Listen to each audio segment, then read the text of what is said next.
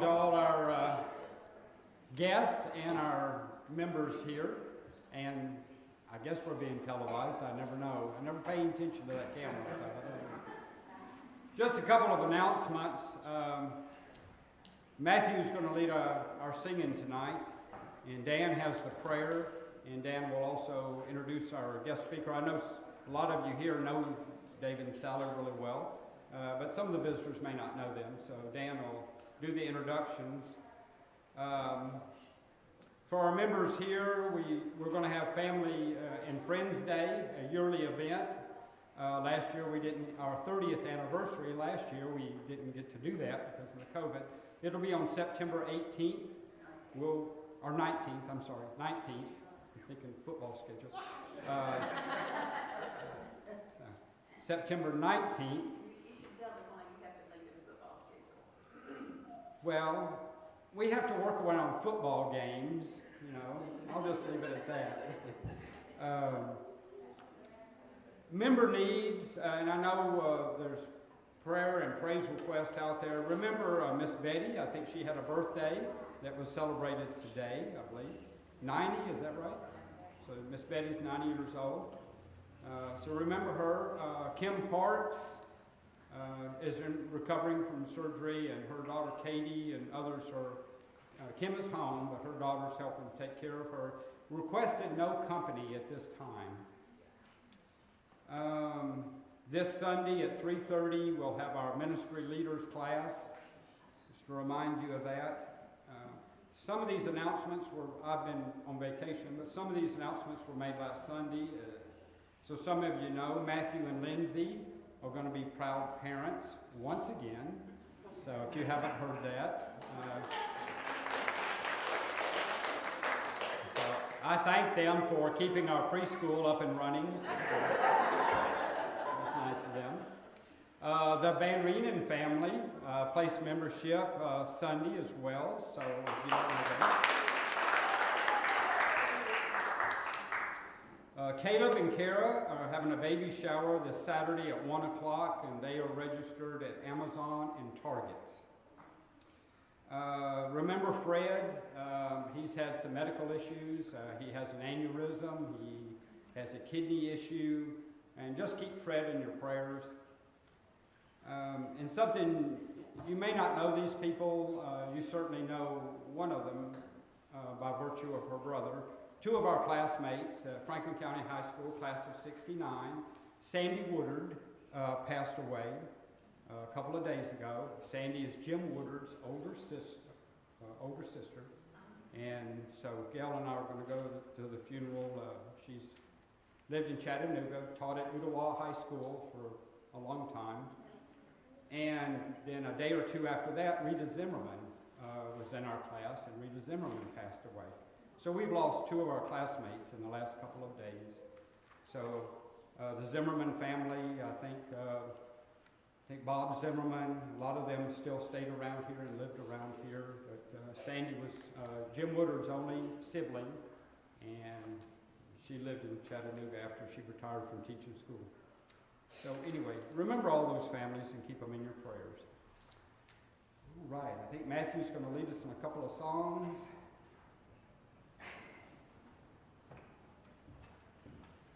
If you could stand with me as we praise our God. This is not my usual thing, as you all know, so I'll do the very best I can. I'm kind of pinch hitting here, but let's praise God together. Praise God from whom all blessings flow. Praise Him, all creatures here below. Praise Him above the heavenly host. Praise Father, Son, and Holy Ghost.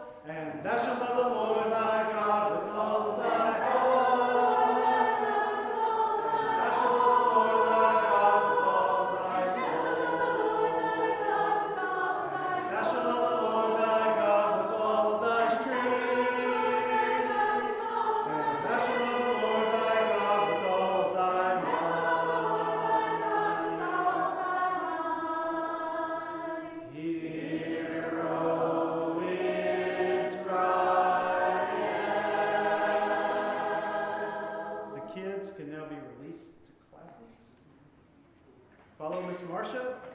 Miss Marcia, raise your hand so that they know. There you go. Follow Miss Marcia. And you all may be seated. And we'll have one more song before David comes up and gives us our message for this evening.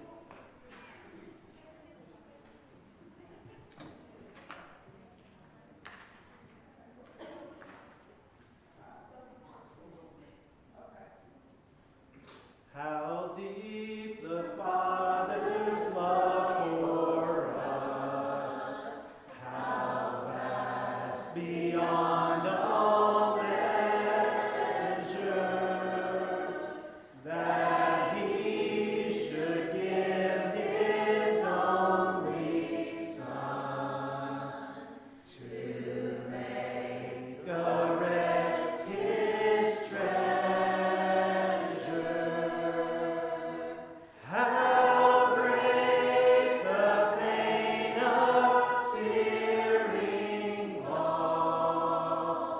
The Father turned His face away, as wounds which mar the chosen one bring many sons to glory. Behold the man upon a cross, my sin upon His shoulders. Ashamed, I hear my mocking voice call out among the scoffers. It was my sin that held Him there until it was accomplished. His dying breath has brought me life. I know that it is finished. I will not boast in anything, no gifts, no power, no wisdom, but I will boast in Jesus Christ, His death and resurrection.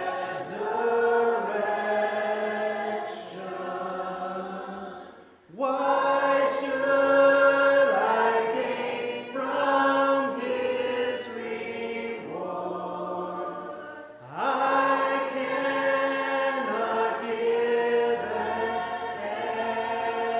answer,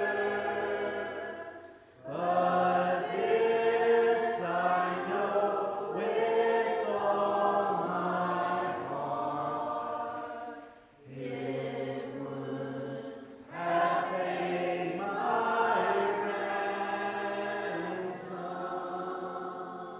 But this I know with all my heart: His wounds have paid my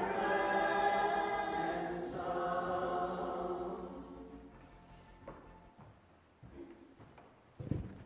Well, it's my pleasure to be able to introduce our speaker tonight, David Craig. David is very familiar with our people here. He did between preachers, whatever you call that. He was our minister. And then David comes back regularly when Matthew has to be out. And so David's just a precious friend of our congregation. His wife, Sally. Now, I don't understand Sally. Sally is a high school teacher in Lebanon. A few years ago, she retired for 2 years. But now she's back teaching. As a retired teacher, Sally, you'll have to explain that more to me. You must love those kids so much. I know you do. I was just a little joke. But David is clinical director of the King's Daughter School, which is a residential institution for special needs people. I think they have people from 8 years old into their 60s. I know when I came back from Georgia and I found the only job I could find was a special needs job, I know that it takes a mighty dedicated person to work with special needs people. I asked David one day, I called him and I said, well, what are you doing today as clinical director? He said, well, this morning I was up on the roof trying to fix a central heat and air unit on our roof. And then this afternoon I had to unstop a toilet. So there you go. That is what a clinical director does. But David also has a unique skill set. And David, I was with my cousin, well, Carolyn's cousin, Mark Pleasant, and he knows you. And Mark said, oh, David, he was a track star. Well, David is still somewhat a track star. He runs in senior events. He runs in the Masters division of the senior running events. He runs the 100, 200, and 400. Won a lot of medals. But the funniest thing, he and one of his track buddies were standing around one day waiting for an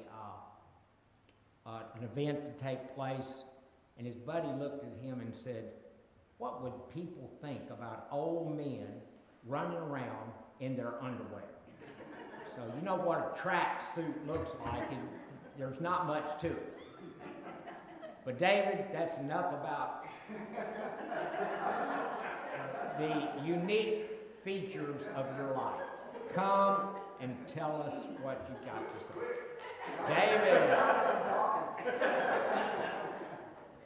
Love you, brother. I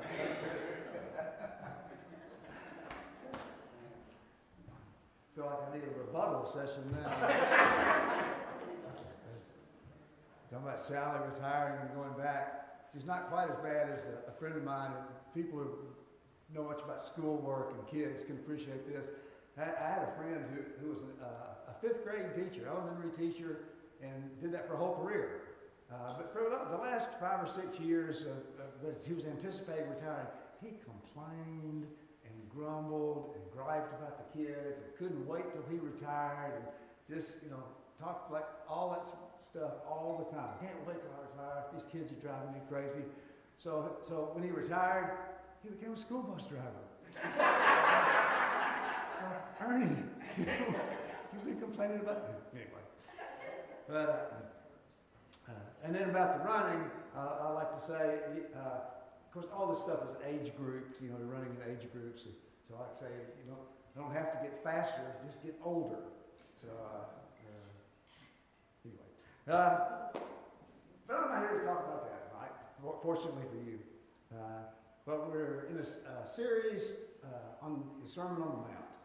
And there's a lot of material there to work with. And the particular passage that I'm going to talk about tonight is in Matthew chapter 5. Obviously, to Bible-believing, church-going folks, all of the Sermon on the Mount is familiar. It's not like, well, I never heard that before. We're all pretty familiar with the Sermon on the Mount.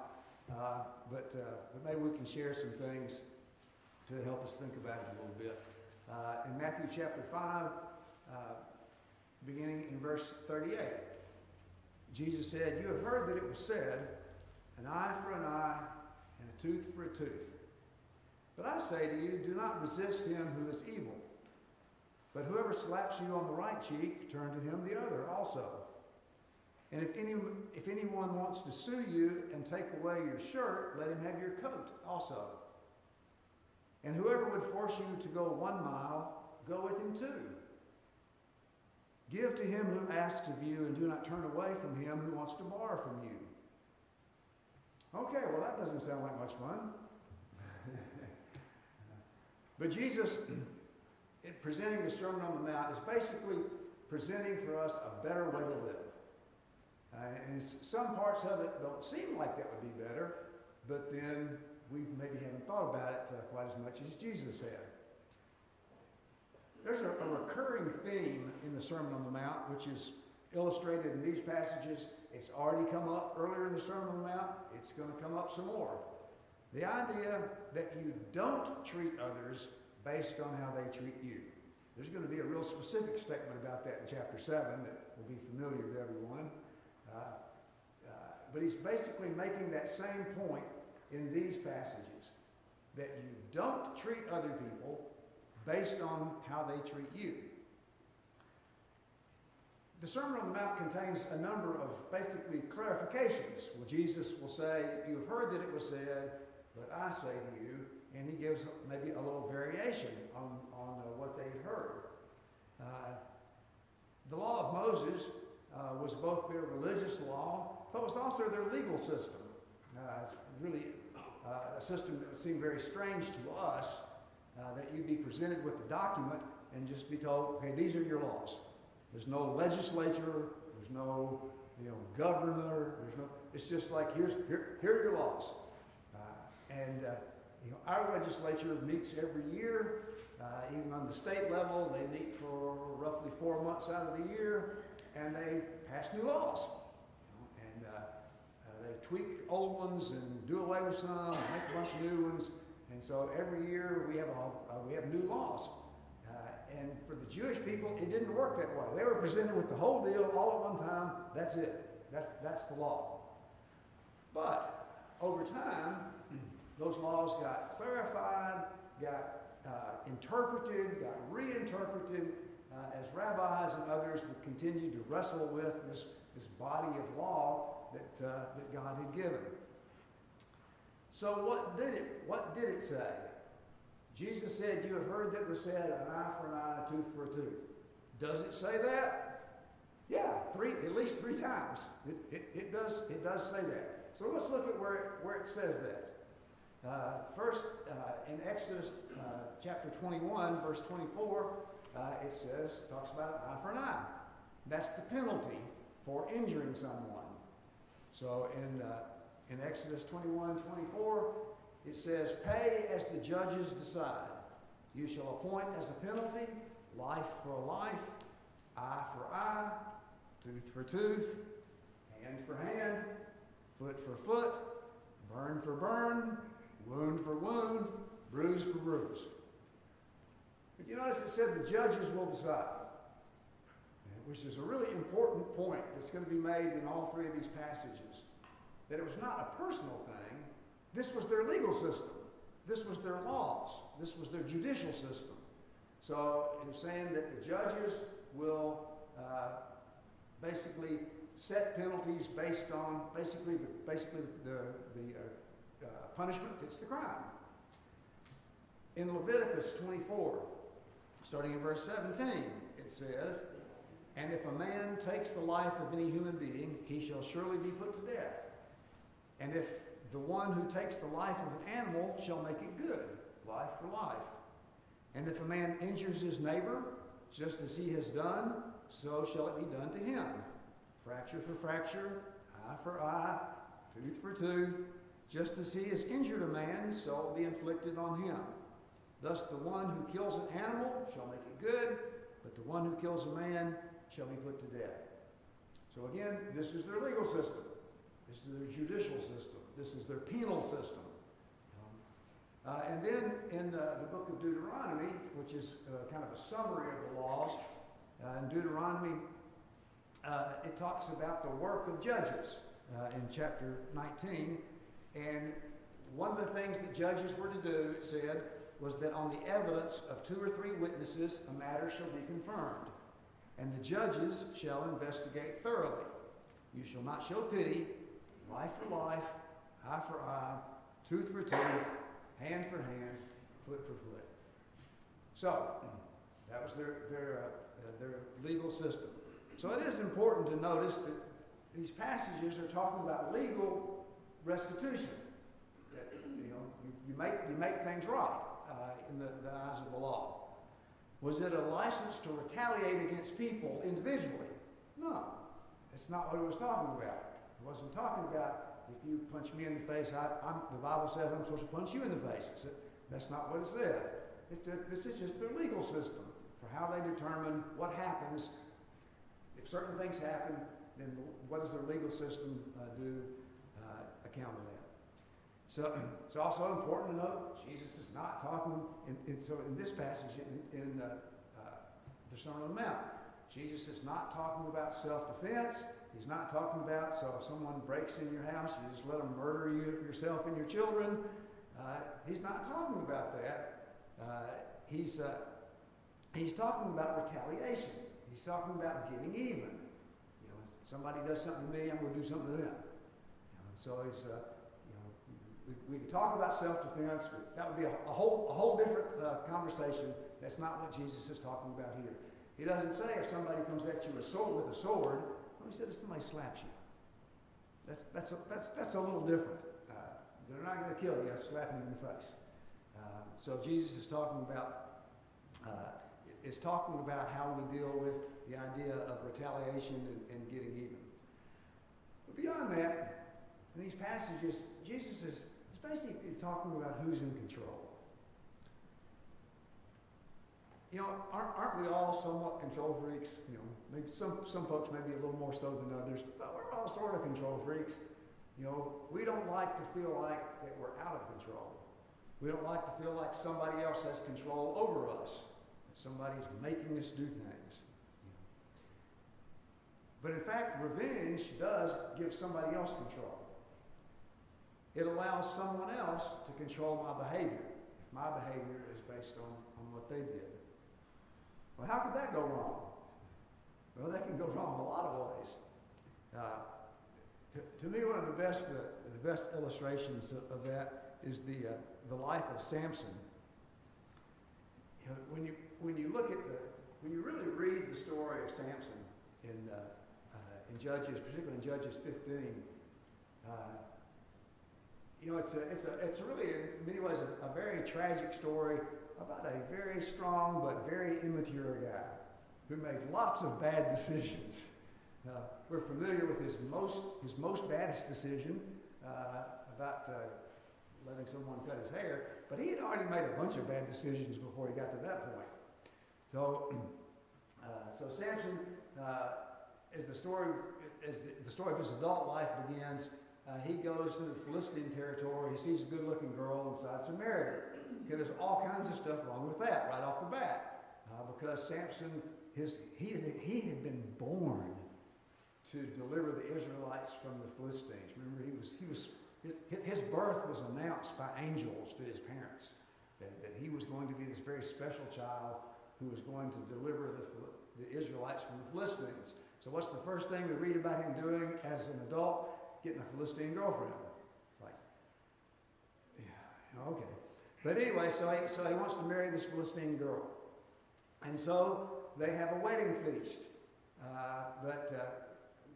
We'll get into all the details maybe some other time. But this wedding feast kind of goes south. He gets mad and storms off. He leaves his bride at the altar. And he storms off. Then later on, he has some second thoughts about that and decides to go back and get her. But by the time he goes back and gets her, her daddy's married her to somebody else. And so Samson is very upset about that. And he makes this comment, "I shall be blameless in regard to the Philistines when I do them harm. It's not my fault. They got it coming."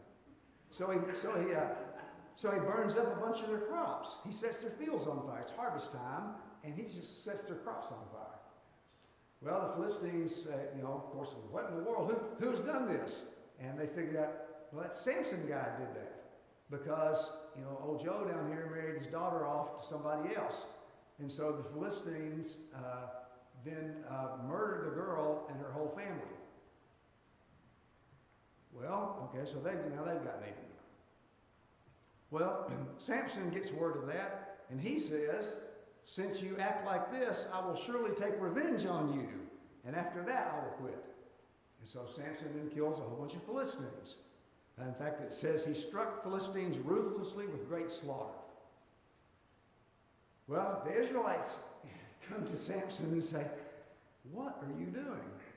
In fact, they say, do you not know the Philistines are rulers over us? What then is this you have done to us? And he said to them, as they did to me, so I've done to them. Okay.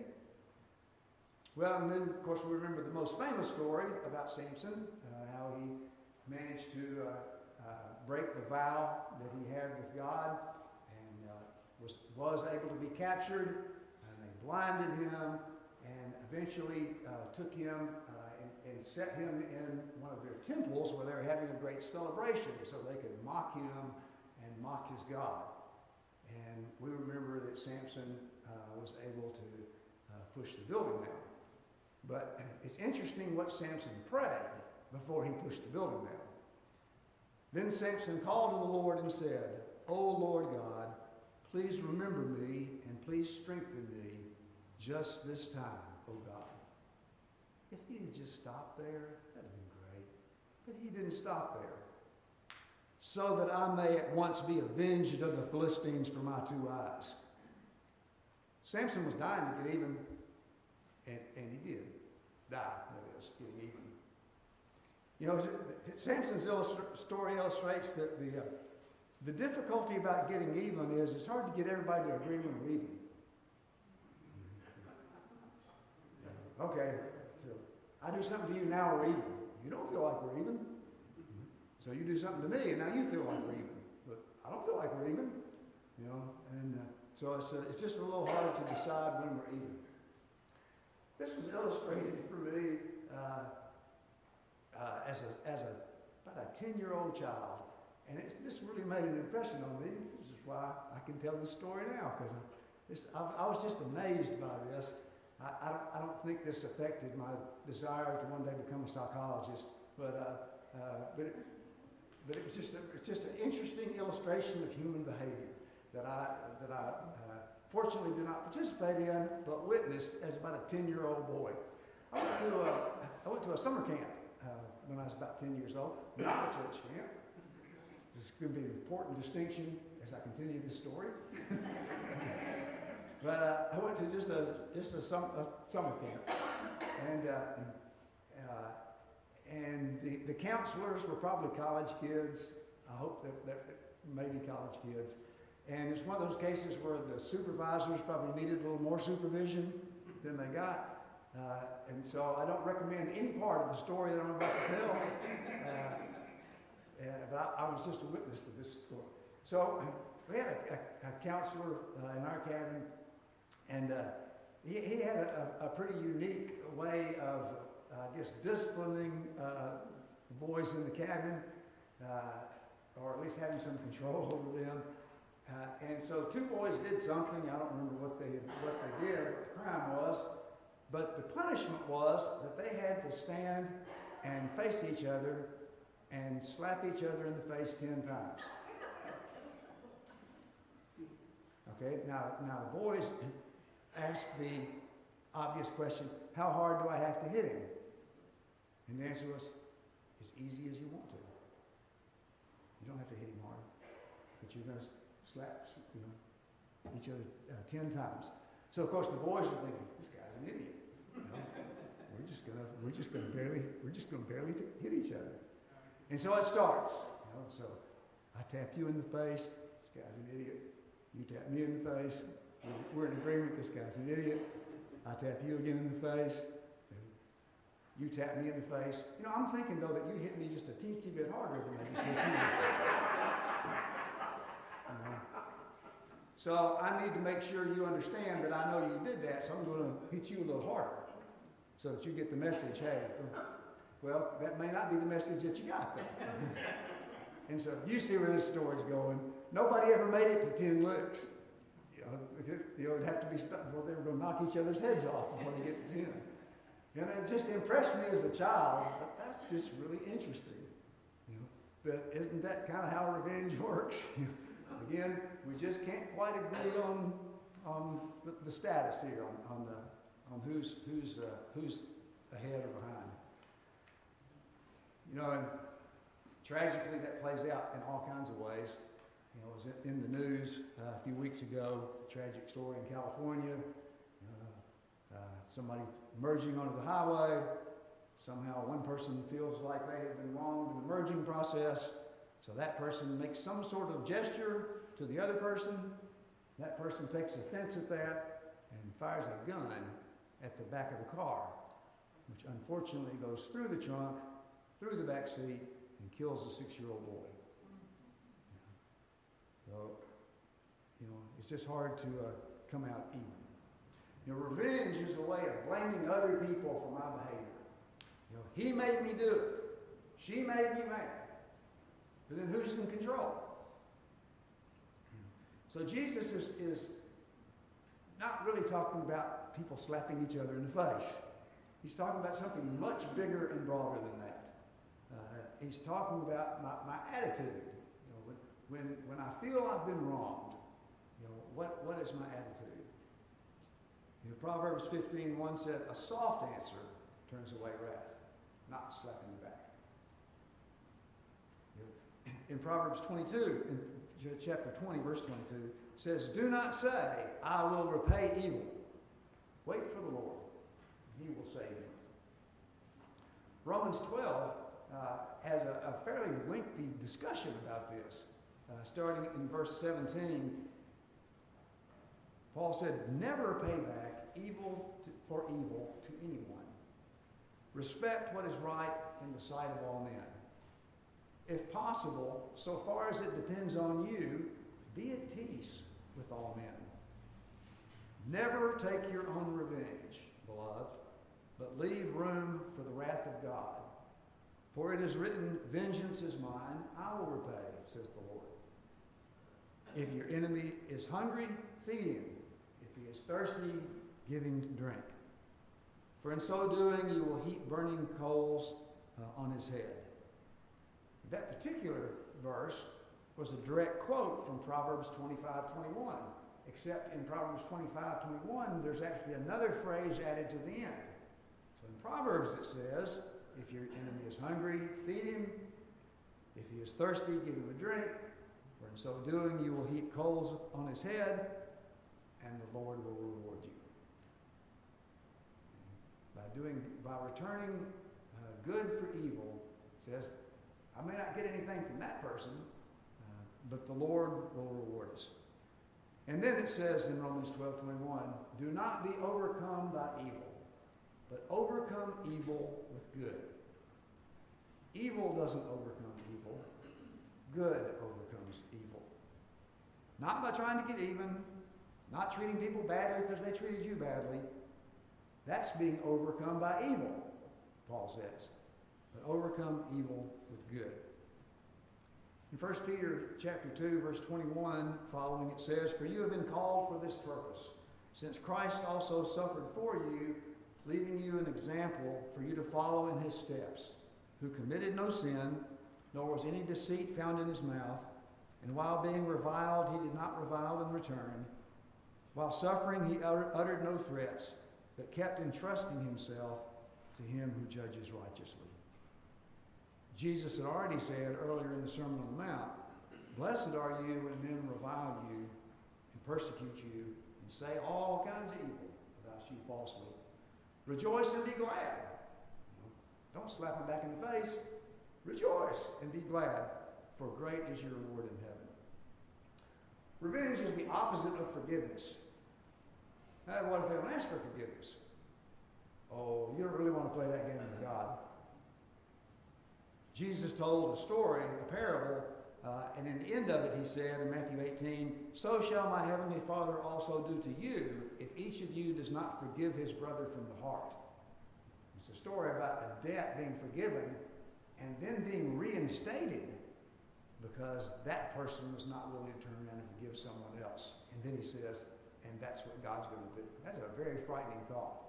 I don't like to think about that sins that I've already been forgiven of could be reinstated if I was not forgiving myself.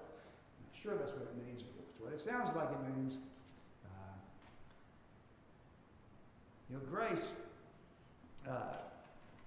Grace is giving grace is a recognition of the fact that I need grace. I'm going to do something thoughtless, careless, hurtful, mean-spirited, or just downright stupid. And I'm going to need forgiveness. I'm going to need grace. And Jesus said, "Blessed are the merciful, for they shall obtain mercy." Jesus further illustrates this whole idea of who's in control of my life, me or other people. He gives examples of how do you manage things, how do you manage situations when you're not in control. And so he gives a couple of illustrations, 2 or 3 illustrations of this, of basically someone taking something from you.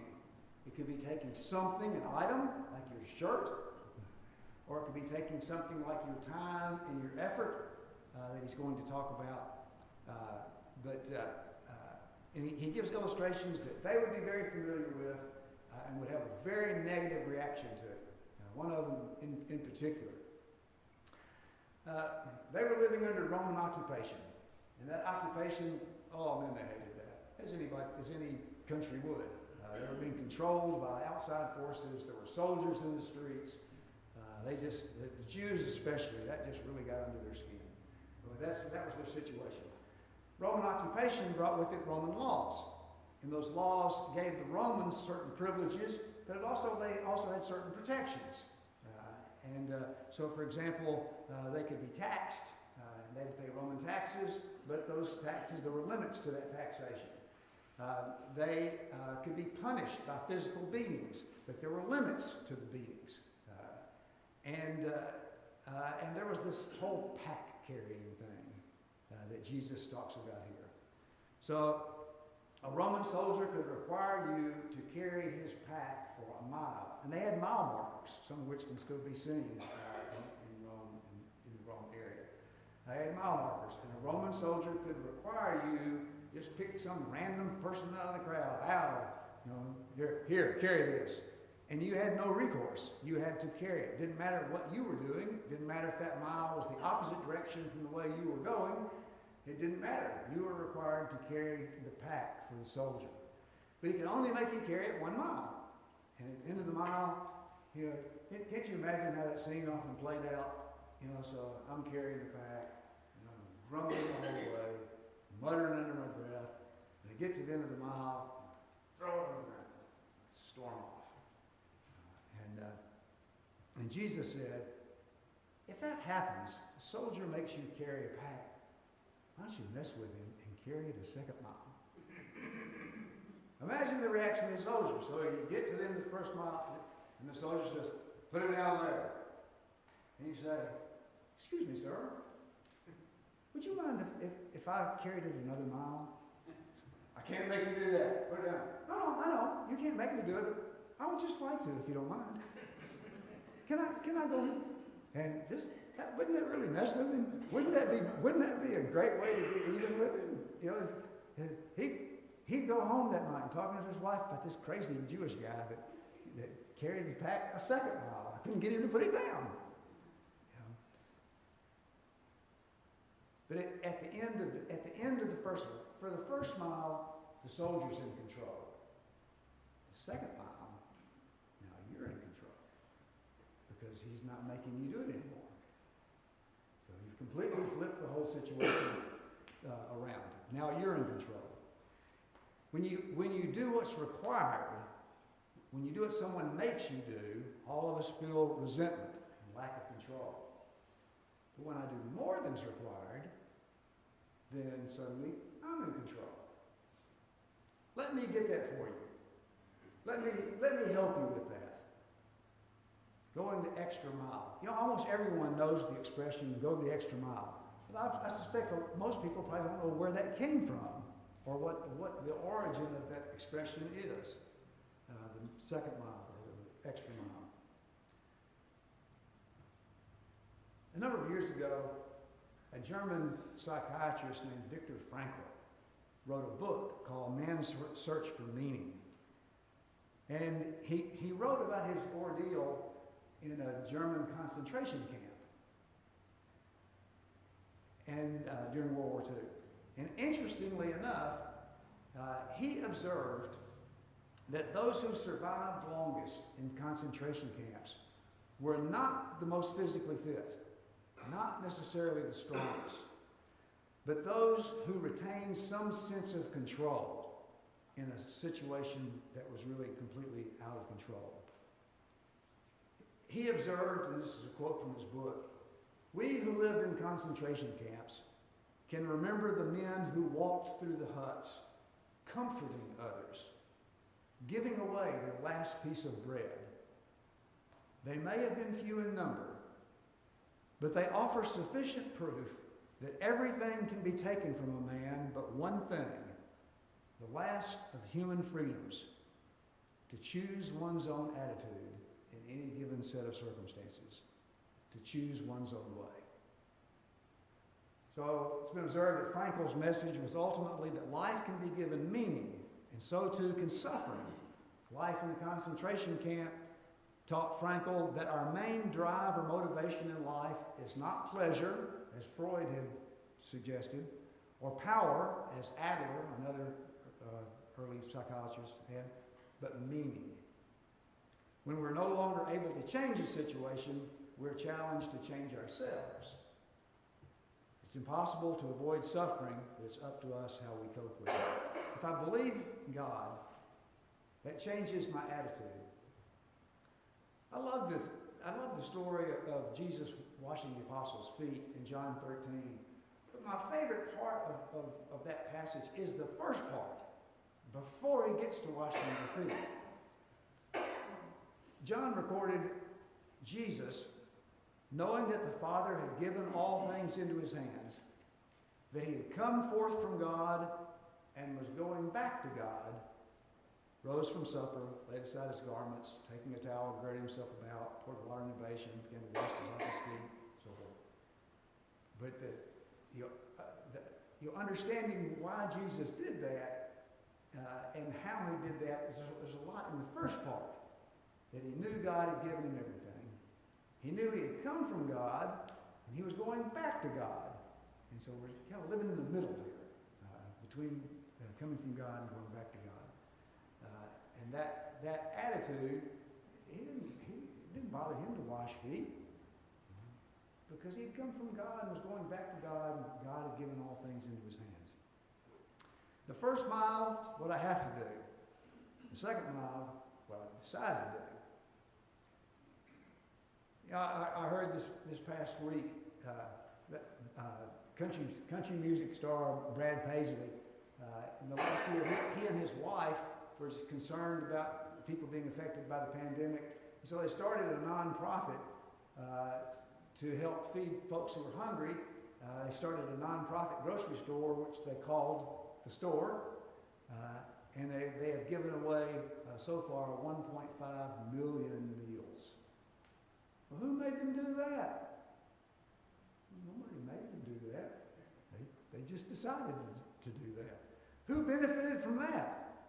Well, the people who got the meals benefited, but you know, I bet Brad Paisley and his wife have benefited from that too. And even though nobody made them do it. I was reminded back this winter, I could tell a lot of stories along these lines, but as was mentioned, I work with a nonprofit agency that a residential facility for special needs folks, and so that presents lots of challenges. But a residential facility obviously operates 24 hours a day, 7 days a week. We never close, never ever. For a single day, we're open Christmas Day. We're open, middle of the night. We're open all the time. We have folks there all the time, and that presents some real challenges. Definitely presented a few challenges during COVID, managing folks, because we did have quite a few who got sick, and managing them. But it always presents a challenge when it snows. I laughed and said, my whole life has been involved with school. I've been in school my whole life. I always laughed and said, nobody enjoyed snow days any better than I did. But working at the facility where I work, and I've been there a long time now, just completely ruins the concept of snow days. You can't just have the kids stay home. They are home. The staff have to get there because the kids are there. So staff have to get there. We have no such thing as a snow day. We can't just say, oh, that's okay, you don't have to come, it snowed. Oh no, everybody's got to come. Or most everybody, or at least some of them have to come. But the point of that was the different attitude folks have about that. You can imagine we get some grumbling about that a little bit. I can't believe we've got to expect us to show up when it snowed. And understandably, we don't want anybody to get hurt. And we have various policies about all that. If you can't get there, we're not going to fire you for not coming, but we're not going to pay you. But we're not going to fire you. We're not going to fire you. But what's interesting is the folks who will just do anything to make sure they're there. So during this deal we had this past winter, we had the ice followed by the snow, which kind of stayed for about a week. And we had a number of staff members who just moved in. We don't have staff quarters. I mean, they were sleeping on classroom floors or whatever to make sure they were there the next day for the kids. Anything. Wow. So who benefited from that? Well, the kids benefited from that, but those folks benefited from that too. Plus they had fun. It kind of turned into a sleepover, staff sleepover. And then Jesus just said, and just another way of saying it, give to him who asks from you. If somebody wants to borrow something from you, loan it to them. So again, he's not really talking about financial policies. He's just talking about your attitude toward other people and how you deal with people around you. It's about focus on others rather than ourselves, based on focus on God. Because sort of like Jesus, God's given us everything too. In fact, Paul said in Romans, if he would give us his son, he will freely give us all things. So based on the security I have as a child of the King, having come from God and going back to God, I don't have to get even. I don't have to be right.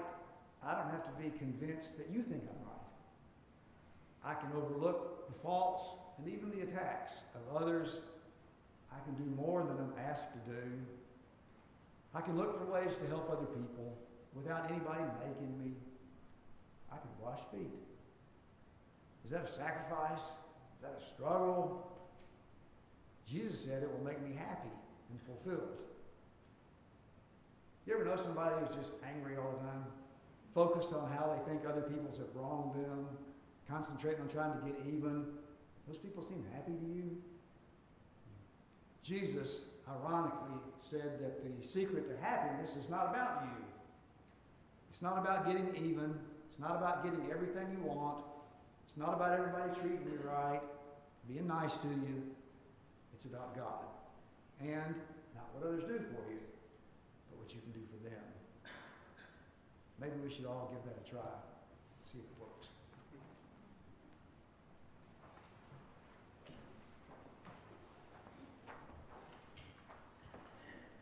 I'll ask if you would stand with me. If anyone needs prayer, I know we're going to have a family prayer, but if anyone needs specific prayer, thank you, David, for that message. And there were so many things that were just light bulbs for me as you were speaking. I really appreciate that. And if you need specific prayer, if you need help or counsel or just to share what you're going through with somebody, you're more welcome to come forward. One of our elders will be standing in the back. You're more welcome to go to them or pull any of us aside. Through the song, after tonight, we're here to be a support and love for each other. So we're going to sing Humble Yourself in the Sight of the Lord. Humble yourself in the sight of the Lord. Humble yourself in the sight of the Lord. Humble yourself in the sight of the Lord. Humble yourself in the sight of the Lord. And He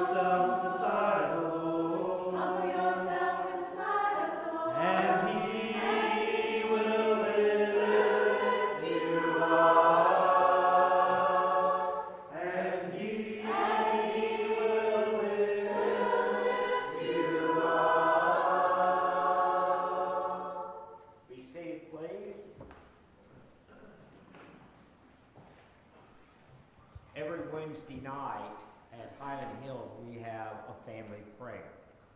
And so, we've got some requests here. I have a praise. Jason May has been in the hospital, and he has been very sick. But he is here tonight. And it took me a little while to recognize Jason. I said, Jason, have you lost a little weight? He said about 80 pounds. So I guess Jason has to run around in the shower now to get wet. But we're glad to have you back, Jason. We want to remember Kim Parks, who is recovering from heart surgery.